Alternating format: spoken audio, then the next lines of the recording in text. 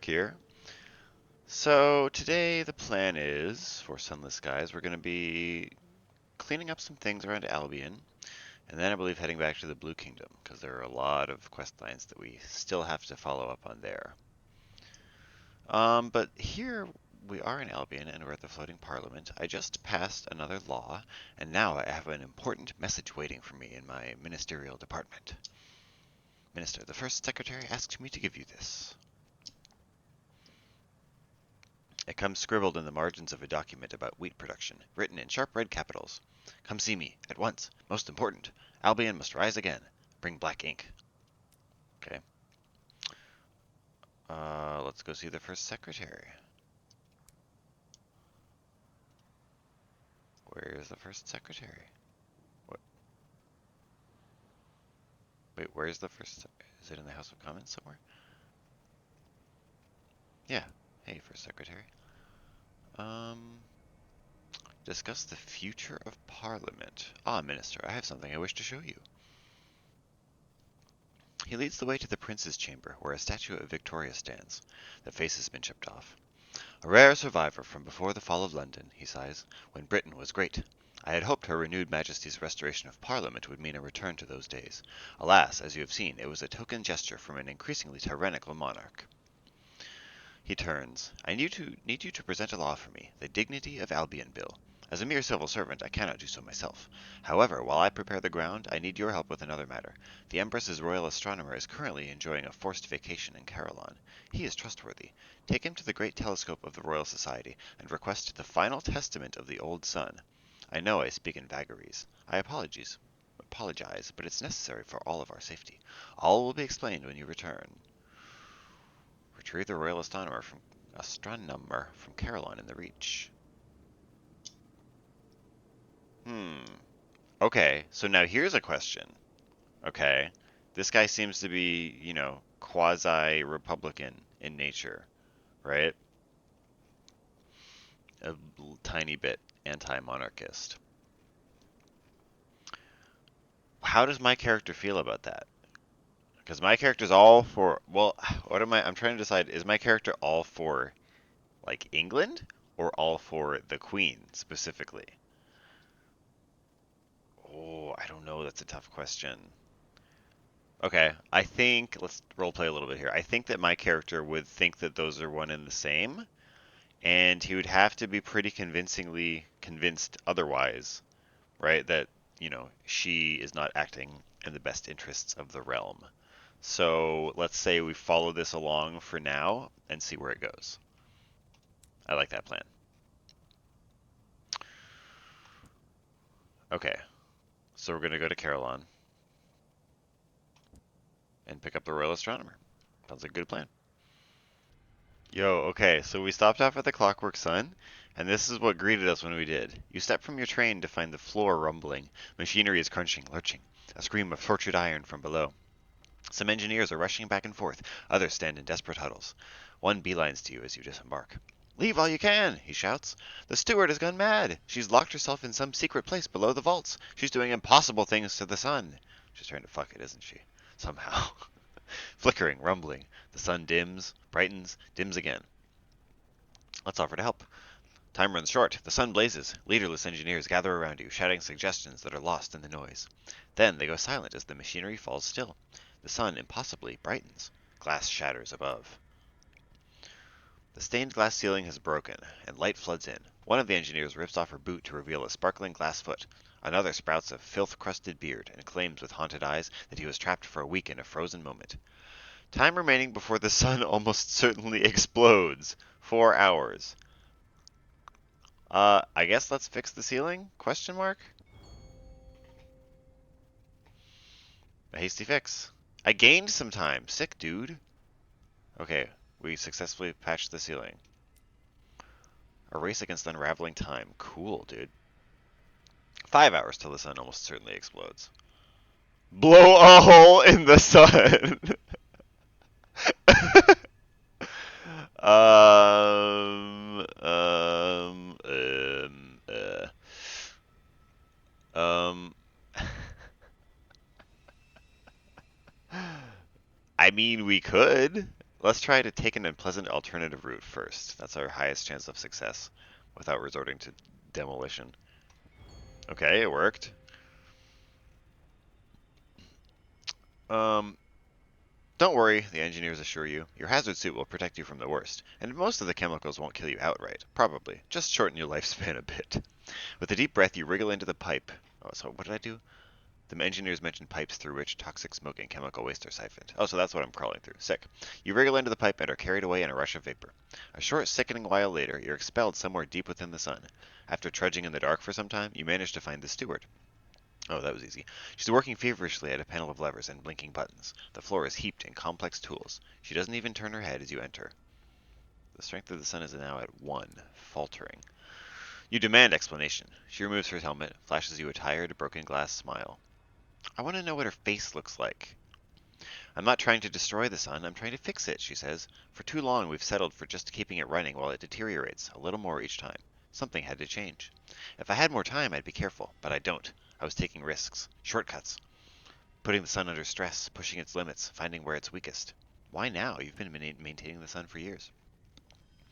When I visited the prisoners with you and saw firsthand the torments the sun was visiting upon them, the steward sighs. I knew something had to be done. The sun knows it's dying. It lashes out, full of rage and spite. It's afraid. It had thought itself immortal. Oh, that's interesting. The idea that it has a consciousness. I mean, like the rest of the suns do, but this one's an artificial one, so I don't know. I would expect this one to be just more like a machine,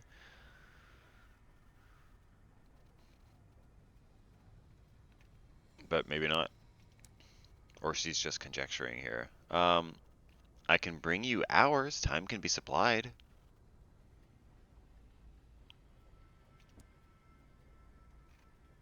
You can help her compress months into weeks and years into months. If she needs time, she can have it. Thank you, she says, sagging with palpable relief. Honestly, I don't think the sun is fixable. But I have to try, after I've slept for about a week. You can now bring hours to the Broken Steward. She'll require 3 barrels at a time. Okay.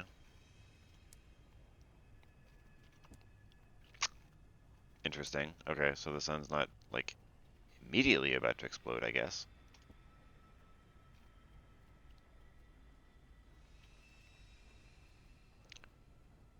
Oh, right, there's like a bomb in the sun, too. I need to go to the sun-shattered dome and find it.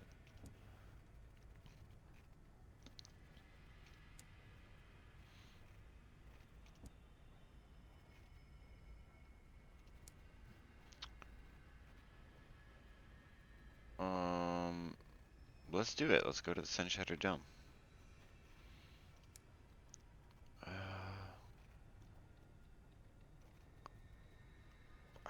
search elsewhere until we find the bomb. La bomba. Collect the clockwork bomb. There it is on display at the fringe of the crowd. The contraption and the sequence are mentioned, a bulging dark thing of wires and wheels. Right. The bomb is not exciting to look at. Before they were glass, the crowd swept past it and accumulated around some other less powerful bauble. You gently nudge aside the vitrified body of the lone gentleman who had paused to inspect it. It's the size of an ornamental globe in a London club. It's the weight of an angry child resisting being lifted. It rattles slightly as you heave it from the plinth. That's probably fine. I now have a bomb that I'm going to take to the Bureau of Entertainments in Warlbury, who will surely not do anything bad with it. They probably just wanted to have it, you know, just as a souvenir.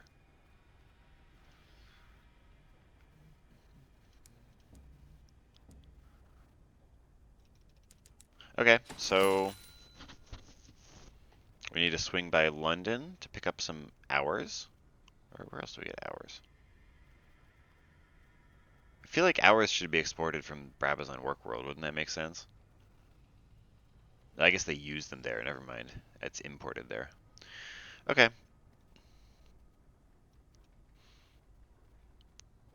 So yeah, stop by London to pick up some hours from the bank. Stop by Worldbury to give them the bomb that they're definitely not going to use for anything nefarious.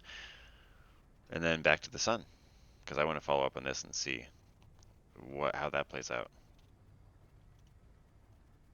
One other thing I forgot to mention, Is we need to stop by and pick up another horological assignment. Now that we've been promoted again, we're now horologians. Yes, yes, very esteemed indeed. Yes.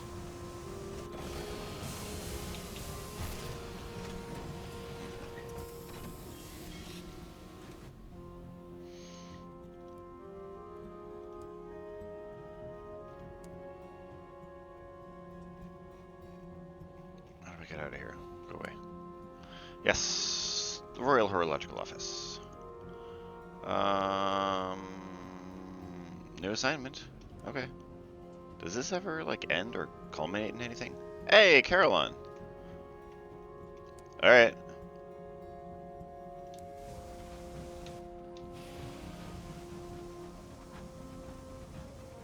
Yeah, I'm wondering if that actually builds up to anything. Like, I keep getting promoted, but is it a promotion in name only? I don't know, dude.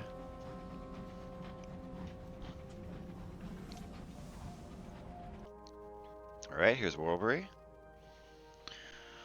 And we want to go to the off season. How do I probably right through the door to the off season? Yeah, okay. Not too expensive. Here we want to definitely deliver the sequencer's care package. Yeah. We want to where's the what did I just like make that up that I had to go to the off season part of Warbury? Hmm.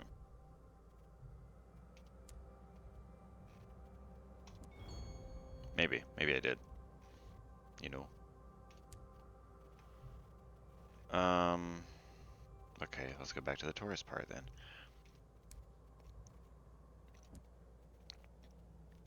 Oh, listen to the will of the people so we can write a new law.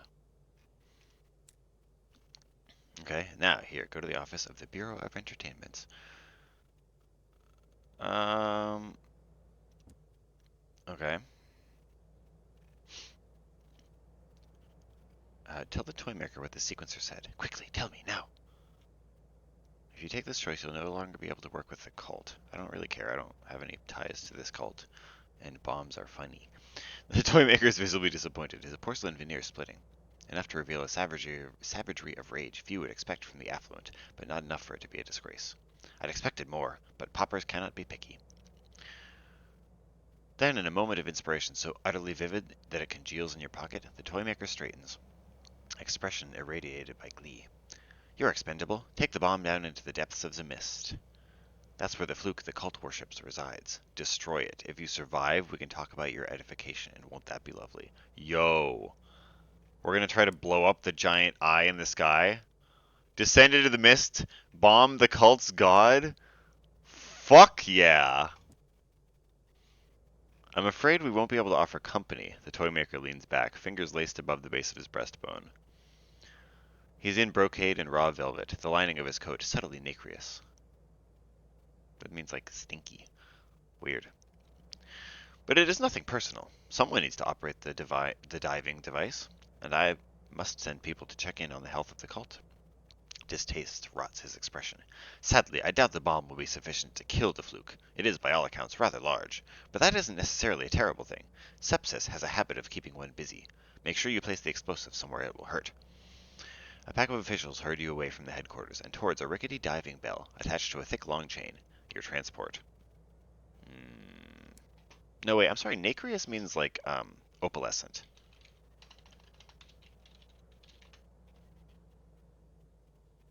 Yeah.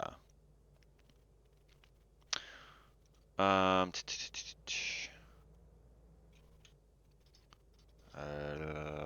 Nothing about this is terrifying. Not the rickety fishbowl you've been installed inside, not the jerky descent into the fog, the cottony silence, not even the way no one in the Bureau of Entertainment's promised you'll be fine at the end of your sojourn. Alright, go lower. The mists seem almost bilious the further you go, enraged by your encroachment. It churns and swirls, making faces, or what something that has never had a body might believe to be faces. Eyes bloom like so many flowers, accompanied by swirls of teeth and tongue. It's all illusion, of course. A trick of the cognition. Sure, of course it is. Go lower.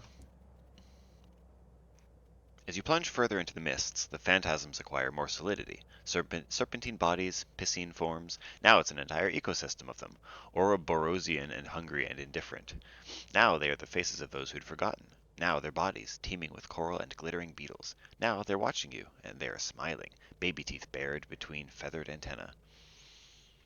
Yeah, just normal stuff. Just another normal day in sunless skies. All right, signal to be lowered into the very depths. One more tug, you're almost there. The mists become a chiaroscuro of hard shadows, halogen, and ink. The writhing halts. Almost, it feels as though the mists might be holding its breath, might be waiting, might be watching you. Or perhaps they're watching something else. Something taps on the fishbowl of the vehicle, a barbed tendril wider than a grown man is tall. It explores the seams of your transportation, even as an eye, swollen and crimson and colossal, flashes briefly into view. Good. Piscine bodies ribboned with nearly human eyes, starfish like human lips, razored and rinded with blue coral. Rinded with blue coral. Creatures even more peculiar still, more illusion than flesh, whirling through the mists. Let us behold the fluke.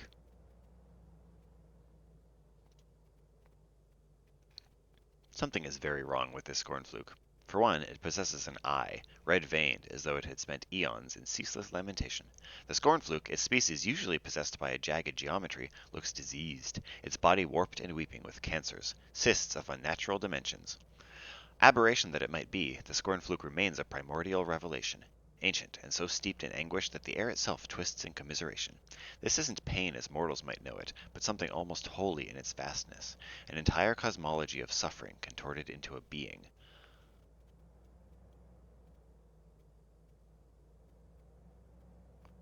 So like the the creature is its pain. Whoa. Ooh. Oh, Ungabunga. Every time I've killed a scorn fluke, I've had the option to commingle with it to increase my like resonance with them, and I was like, what's the point of that? I thought that it was just so that I could get that weapon from them, but you only need to do that 2 or 3 times to be able to get that weapon, and you still had the option after that. So I was like, why is that a thing? But look, I've unlocked this option to soothe the scorn fluke since I did that so many times. Nothing in the high wilderness could ever be lonelier than the scorn fluke. Its suffering is contagious. Perhaps applying a modicum of sympathy will reduce the pain it shares with you. You stretch a hand toward the nearest spine. It trembles at the contact, the oil-black calcite rippling. Suddenly, it's more tar than gleaming obsidian, viscous, ravenous for the warmth that lies embedded in your cells. Rills of black matter spread and grow, tugging at your arm, and almost you can hear it, the scornfluke's loathing. It needs to be something, anything but what it is. Just as abruptly, it releases you. There's only the echo of its despair.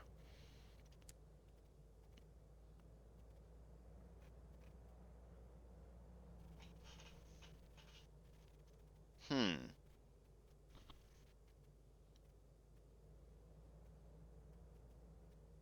Hmm. I don't know. I feel like there should be another option there, you know? But it's just look at it, use the bomb, or go away. I'm gonna check to see if there's any other option I get later.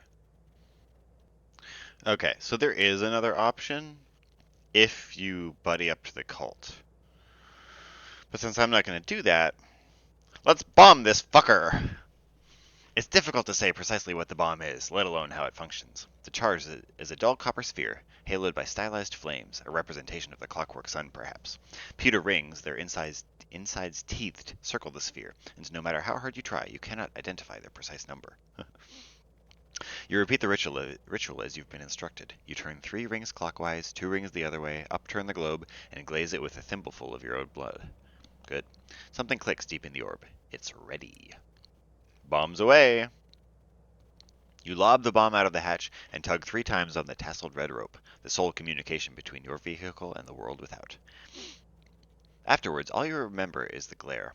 The bomb goes off. The world flattens to ultraviolet. No dimensionality at all. Nothing but a silence, as if the universe decided to elide the very concept of sound.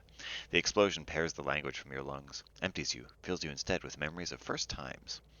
First loves, first kisses, the first taste of roast beef, the first time someone stood in the rain on the edge of an ocean so blue that it's impossible to separate it from the sky. And threaded through that all, a peculiar pained indignity. The fluke recedes, so is this what the fluke is feeling? Like an immense amount of, not surprise, a kind of surprise, like a new emotion mixed with, how could you do this to me? The fluke recedes even further into the depths, retreating till its vast shadow is a mere hint in the constantly swirling mists. It has been wounded. It has been wounded by one of the port. It will be ceasing its communion with the cult. You've disemboweled the cult. Time to gorge yourself on the reward. The Bureau is ecstatic. You arrive in the Bureau of Entertainment's offices to find guilt and the glamour of Britain at its height. Baroque excess rendered in rich meats and too much wine. The officials cheer at your arrival. If it all sounds a little bit synchronized, no one acknowledges it. Good work, the toymaker purrs. There will need to be a recruitment drive to repopulate the off-season, but you don't have to worry about that, no. Another round of cheers, another round of red wine, exquisite save for an aftertaste of tin. Fuck does that mean? Later, wine-tired, the toymaker beckons you close.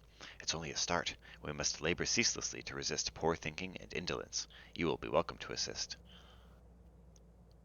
I got a royal dispensation for that. Very nice.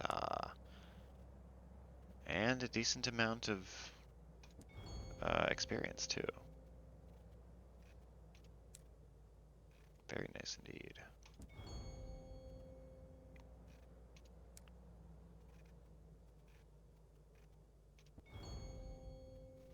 Okay. Oh, barrels of hours. I did want that. So what are we doing next? I forget. We're going back to the sun with our hours. Yeah? Yeah. Okay. Meet you there. Okay, we made it back. With some hours. Now I'm hoping, because we can donate to this, that it's actually salvageable. Like there's actually hope to repair the sun. I have hours for you. Her face lights up briefly. She grins, teeth glinting. Still not enough, she mutters, counting coins and deer palm, but a start. Whoa! That's a good return on investment. That'd be good even if I weren't potentially getting something back from it. Damn. She must still have access to funding, though you can't imagine from where. The Empire can't approve of her unsanctioned meddling with their crowning achievement. Alright, deliver 3 more barrels. Okay.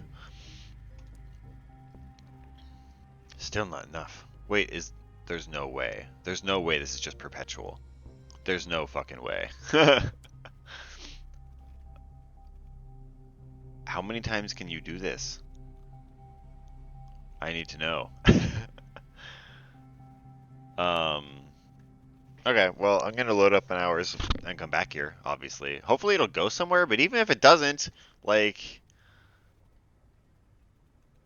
that's really lucrative. So, okay, be back in a sec. Alright, approaching the sun once more with a butt ton of hours in the hold. Let's see if that's enough.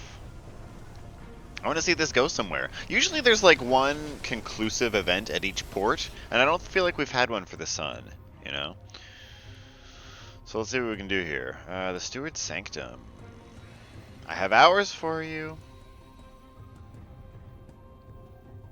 I've brought enough hours, yeah. Okay, go figure. After I bought like 20 more. Okay. Now what? Something's wrong.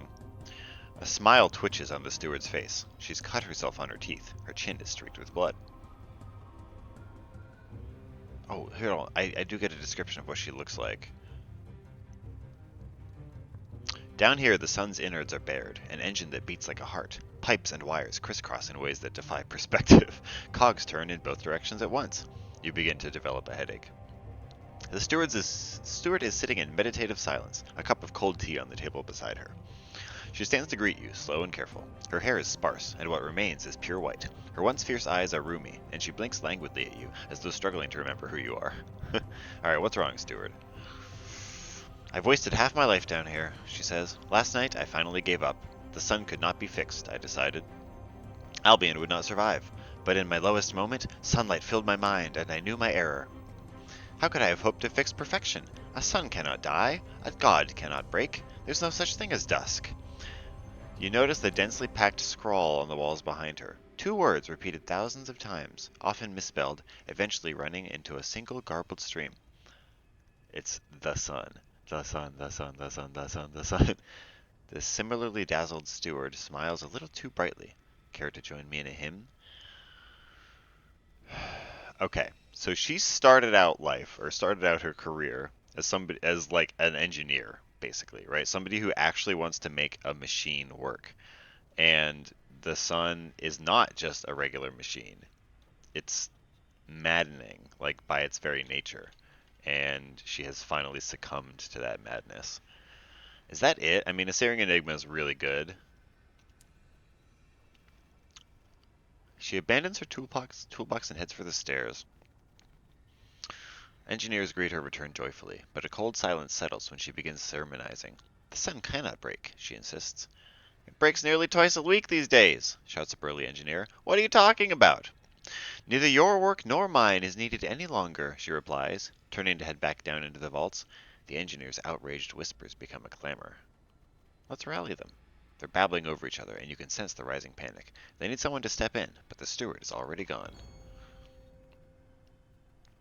Your voice cuts through the tumult, like a klaxon through fog. They're engineers, aren't they?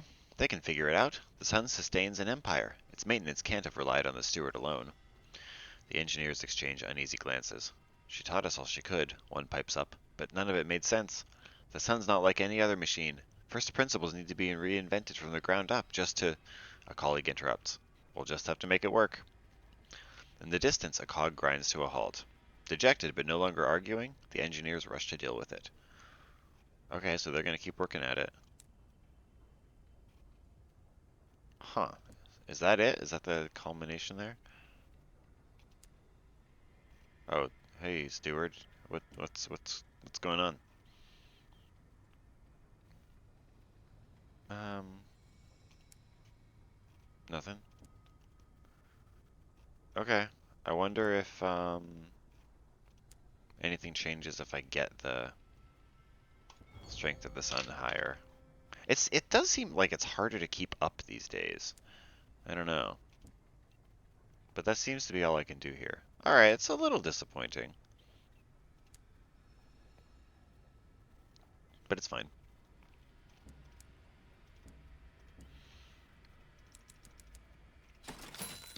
Okay, so next, next I believe we're heading to Carillon for something for the Royal Society. Collect the Royal Astronomer or some bullshit. We're gonna stop by New Winchester because there's another main quest related thing to do there. So I'll see you folks there. Okay, we're back, coming up on Carillon. To pick up somebody for the Royal Observatory here.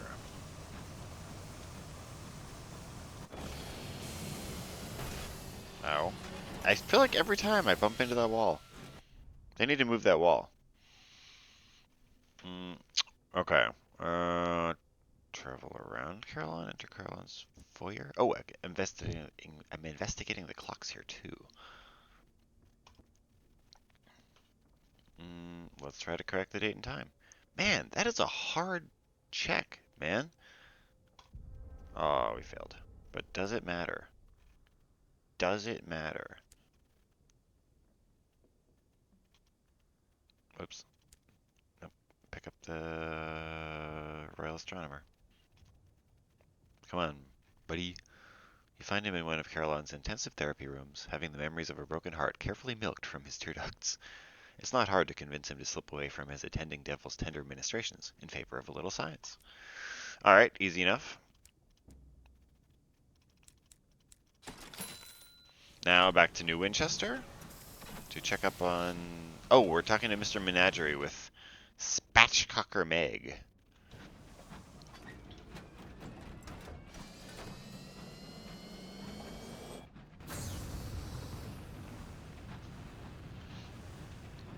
What is Mr. Menagerie gonna say, do you think? Something really weird and creepy? Now, it's interesting because I don't think it matters which order you do these things in. You're just kind of collecting pieces of the puzzle. But this is the last piece, so it should entail something. I don't know, there should be a next step in the quest after that. Maybe I should save that until after I do this Royal Society stuff then. I hadn't thought about that.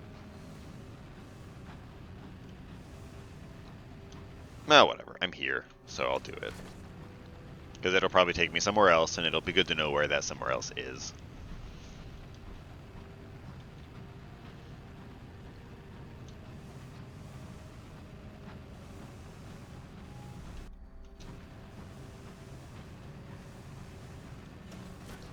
Ah, I love the Reach.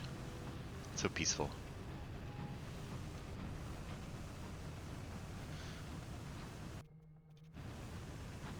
I think one of the small issues with this game is that, like, I don't know, it can get a little easy. But I think that's also kind of by design. Like, at the beginning, you're fighting tooth and nail for survival and to scratch out an edge. And if you keep at it, it really just consistently rewards time played. You can consistently make money, you can consistently get upgrades if you put time into it. And I don't know. It gets a little humdrum, but I don't hate it. Alright, so we'll put our bronze wood in, we'll get our caged catches out. Okay, and then we'll go... Ambition, the stars are dying. Search for Mr. Menagerie with Spatchcocker Meg. We'll need 4 caged catches to convince him to talk to us. Meg whistles as she walks onto your locomotive. Very nice, classy. She ensconces herself in a cabin. Mr. Menagerie moves about a lot. Aha, except he's done moving about now. I don't think the fire what follows is the master. I think it's the servant, or the hound. Maybe Menagerie can shed some light. Okay.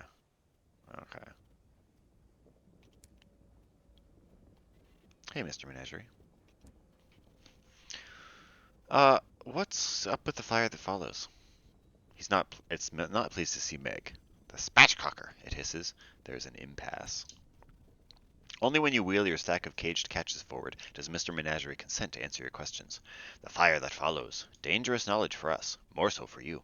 The fire is a hunting flame. It comes for those who know a thing they should not. Oh. We know things we should not. It draws back out of the starlight. A secret sworn between suns. The knowledge itself is the scent it follows. And when it has you, the courtesy will come. Mr. Menagerie, do you know the secret of the suns? And if you do, why hasn't the fire come? Once I did. Menagerie pulls its hood to one side, revealing a bat-like muzzle, mottled fur, and a livid burn mark across one side of its skull. Burned it out. Better my fire than theirs. Ooh. The hood falls forward. The flame has your scent? Menagerie asks. No, Meg says. A friend. She's missing. Ah, then look for her at the House of Jude in London. I know its master. I collect my pets, he collects his. See, there we go. We're going back to London now. Wasn't there something else I could ask him? I guess I don't have the option anymore. Oh well. Okay, so off to the Royal Society and then the House of Jude. Okay, so I misspoke a little bit earlier. We're not actually bringing this guy to the Royal Society. We're bringing him to the Floating Parliament. He's from the Royal Society, but it's the dude at the Royal Parliament who wants him, or the Floating Parliament, whatever. The Royal Floating Parliament Society. Trademark.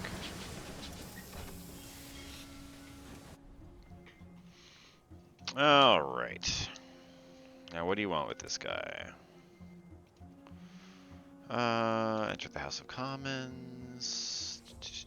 Visit the First Secretary. Here's your guy. Wasn't it? What? Was it the Royal Society? Am I dumb as hell? uh, what? Where? Do I have to go into my department?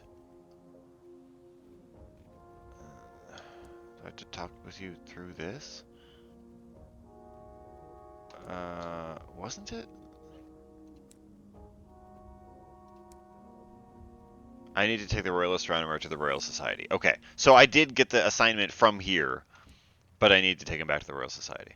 Alright, my mistake, my mistake. Then let's do that. Which is just a straight shot up here. Alright, see you guys back here in a minute. Okay, here we are, Royal Society. We made it. I'm about to run into this thing.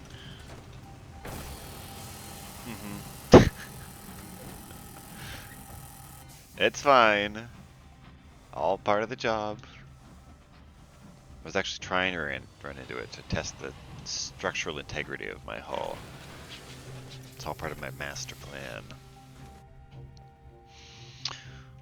What am I doing here? Where do I go?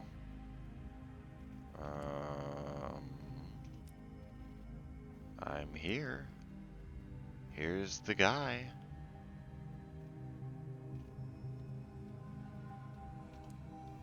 What do I get for giving you port reports? Good stuff. Good stuff. And I get favor at the Royal Society. But anyway, that's not why I'm here. I'm here because I want to...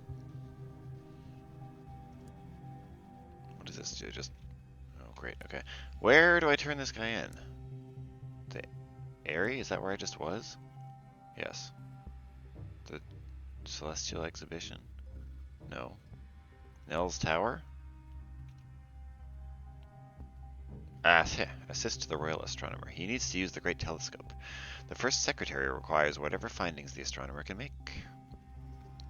While the astronomers are authorized to use the Royal Society's equipment, there's a long waiting list. Members of the Society wait months for their turn on the Great Telescope, and even then only with London's say-so. The Royal Astronomer's position doesn't give him any preferential treatment in this regard. Let's use my reputation to help skip the queue. You've earned a certain amount of sway with the Royal Society. Okay. So the Royal Astronomer busies himself with the Great Telescope. When he emerges from his calculations, his face is ashen. He thrusts his findings into your hands. Here, take it. I never gave you this, or saw it. You study his notes. Using the telescope, he was able to locate the last light cast by Albion's old sun, the one the Empire claims to have defeated 10 years ago. But according to his calculations, the light is centuries old. Albion's sun was dead long before the Empress came to the skies. So, okay, do you remember one of the past quests we did, where the Ants quest, where we learned that the unclear bomb was never used? We expected to have to use it on the sun, but we didn't. That was kind of alluding to the fact that, well, why didn't we have to use it? Because it was already dead. So we took credit for it, but it wasn't us who killed it. Okay, let's go back, present that evidence to the guy, the counselor. Ow, let's run into the wall again first. Folks, this is why you back into your parking spaces. Help me remember next time to back into my parking space. Oh my god. Alright, I'll see you at the floating parliament. And here we are. Let me run into this too real quick. Oh no, I'll just pull up alongside. This is like having someone watch you parallel park. It's like, don't watch me! Don't witness my shame! Okay. Okay, enter the House of Commons. Find the guy. The first secretary. What? What? Where's the prompt?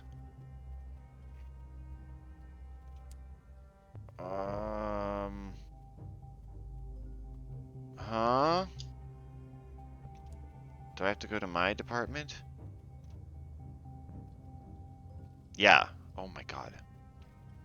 Present the Dignity of Albion Bill. The first secretary has fired up the whips in your absence. It's time to present it to the House.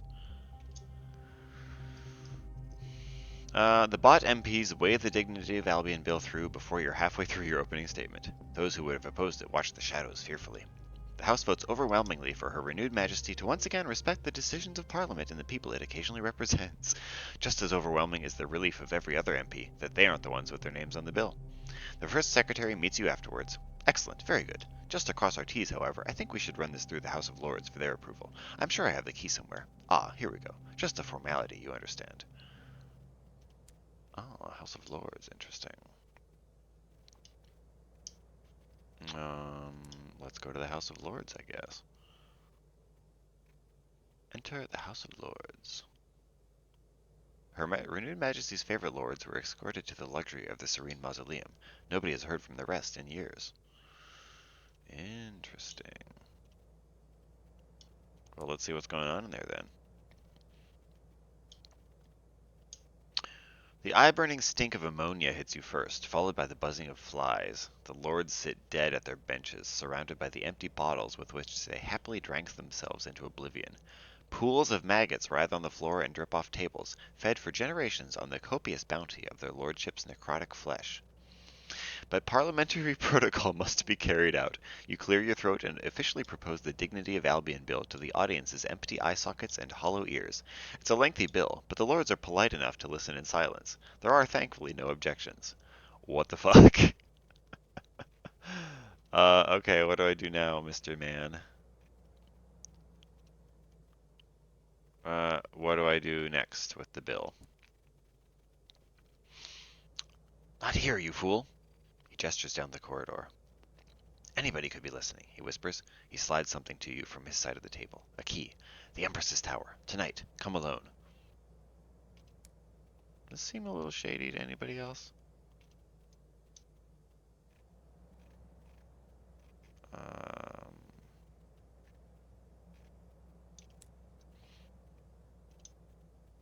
okay, let's visit Victoria Tower. First it was the King's Tower. Now it stands as a tribute to the Empress. Everybody avoids it if they possibly can. Huh.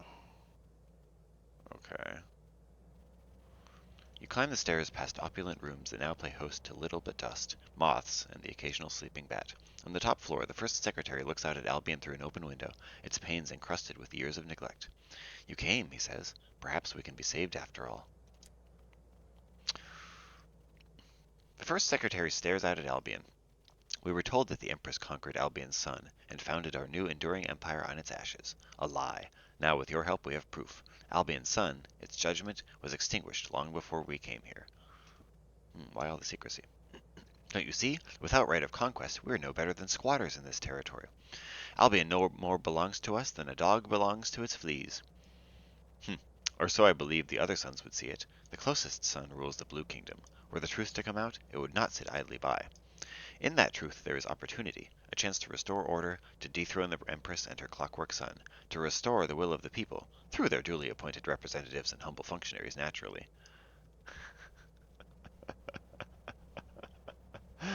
Oh, man. He turns back to the view. We would be holding an empire hostage to coerce its monarch into doing the right thing, but it's the price of dignity. It is worth paying. Fuck you. Fuck you, Sam Adams. With your conservative revolution. Okay, that might have come out of left field, but for anybody unfamiliar, like, in America, we like to, the American Revolution is our founding myth, right? It's our founding story, but it has been mythologized, and we kind of tend to ignore the more conservative components of that revolution. Like, yeah, we threw off the reign of kings, but what did we ensconce in its place? Um, None of the ruling class changed, the local ruling class anyway, right? Who was given the right to vote? White landowners, white male landowners. Okay, so a pretty select class. Now, granted, you know, within the Constitution and especially the Bill of Rights, we kind of enshrined the ability for this system to upgrade itself, and it has over the years, right? It's gotten steadily more progressive with some setbacks along the way. But at the time, It wasn't as radical as we like to purport that it was. Um, so yeah, this guy's like, well, fuck the queen. We need to do away with her. We'll still keep all the bureaucracy in place. Let's not talk about total anarchy here, totally upending the system. We still need to be here. So it's a middle ground there. Oh my god. I can agree to the plan. I can push him from the tower, or I can refuse to get involved with this.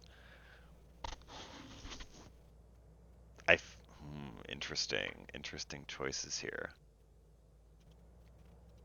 All right. So I think I've decided. I'm gonna do what my character would do, and my character loves the queen. Loves her so gosh dang much. Push this traitor from the tower. His back is turned. It would only take a touch.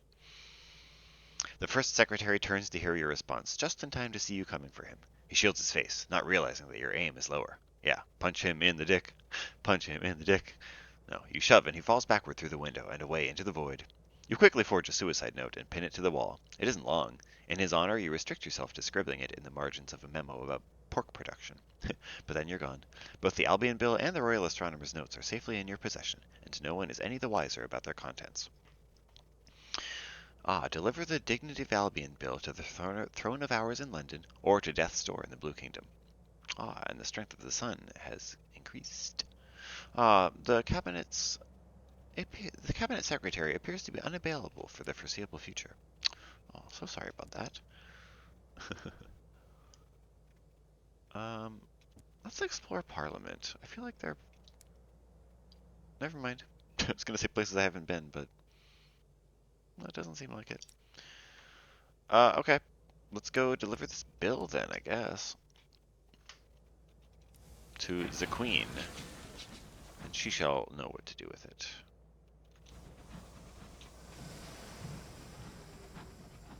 Like, this is something that she already knows, right? And she already alluded to with us when we talked to her with our aunt. So hopefully she just gives us a bit of a pat on the back for rounding off that channel of inquiry.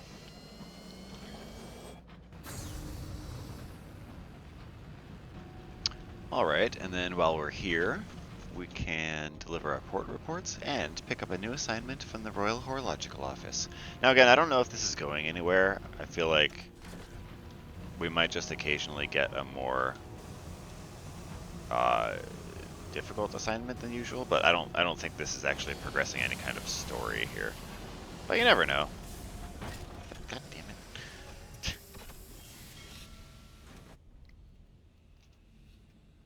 Port reports, very nice. Yeah, the strength of the sun is 21 right now. It just seems to drop so fast, you know? Okay, a new assignment. Yeah, it just seems to be kind of the everyday assignments now. I don't think anything else is going to happen there.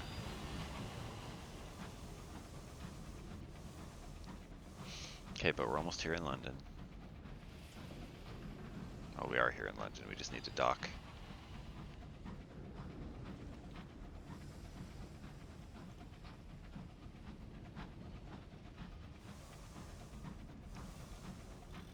And let's see what the Queen has to say about this Dignity of Albion bill and the claims that it makes.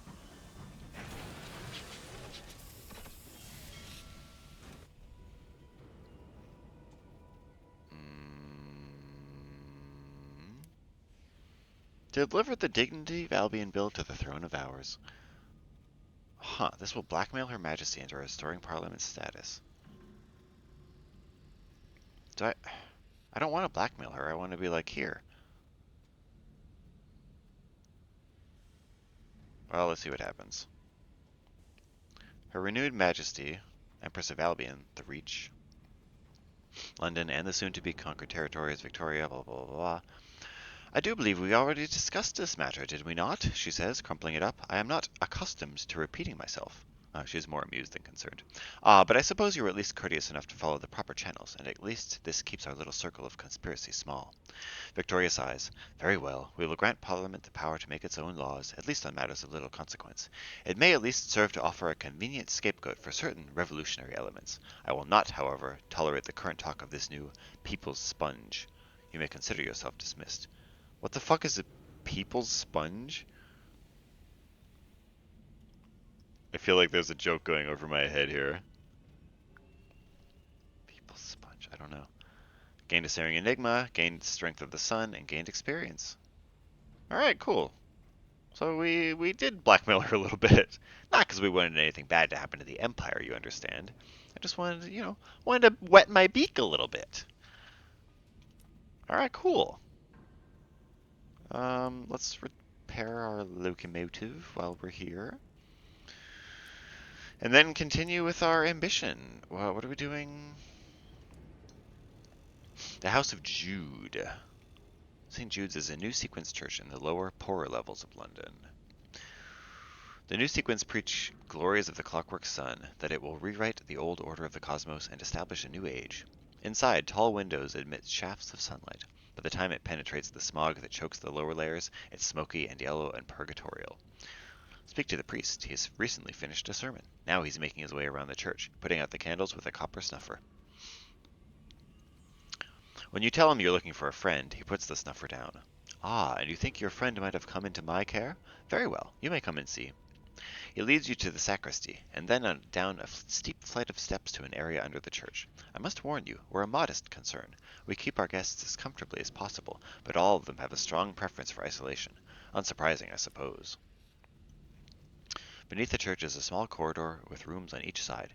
Their doors are barred on the outside. Is the staunch intelligencer behind one of them?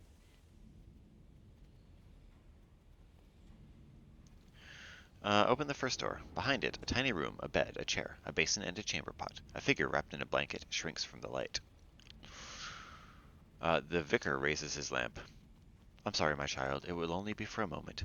Its light reveals a thin, bearded man. His arm is outflung against the light, every inch of his skin covered in script. You can't help but read some of it. I never loved Mary. I never loved any of them. I told the constables that John was the knife man. Robertson didn't die in an accident. Our supplies were gone, we were far from home, and we were hungry. They are scarred with their own secrets, the priest says as he closes and bars the door. Oh shit. So remember right after we were in the House of Rods and Chains last episode, and we got attacked by a crew member who was possessed, and then he touched me, and then some of my secrets came and imprinted themselves on my arm? Seems like the same thing. Open the second door. Don't come in! A woman's voice cries from behind it. Meg grits her teeth. Sorry, I have to know.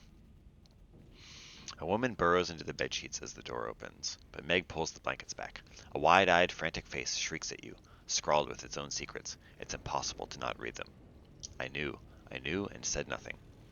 And I didn't go back for Sergeant Christie. I was afraid. It is not the staunch intelligencer. The woman climbs to her feet. Look, then, she spits, spreading her arms to show you her guilt. The fire doesn't burn flesh, it reveals the soul. I hope it finds you. I hope it finds you and brands you with everything you hope to hide.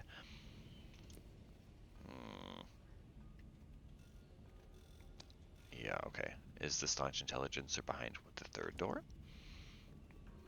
She's not. Instead, a straggle-haired man looks dully up at you, blinking in the light. His skin is scribbled with a horrendous catalog of crimes, one half of which would see him imprisoned, the other half hanged. He doesn't try to hide them. When you have no secrets left, he says, in an incongruously rich baritone, the courtesy will come. He grins, and you see the sins engraved on his teeth. When you have no secrets left, the courtesy will come.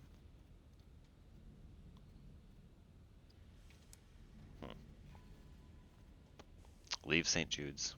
The staunch intelligencer is not here among the victims of the fire that follows. So what does that mean?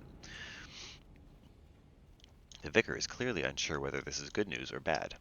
If your friend finds her way to us, I will contact you, the vicar promises as he shows you out. But I must warn you, these are broken souls. Their exposed secrets make them pariahs from the lives they led, and make founding new lives impossible. Their days are easier hidden in the dark, tended by a stranger. Meg grunts. As she passes the collection plate by the door, she drops a fistful of gemstones into it. Better get back to New Winchester, she says. She seems disinclined to talk. And I have learned something else I should not. Ominous.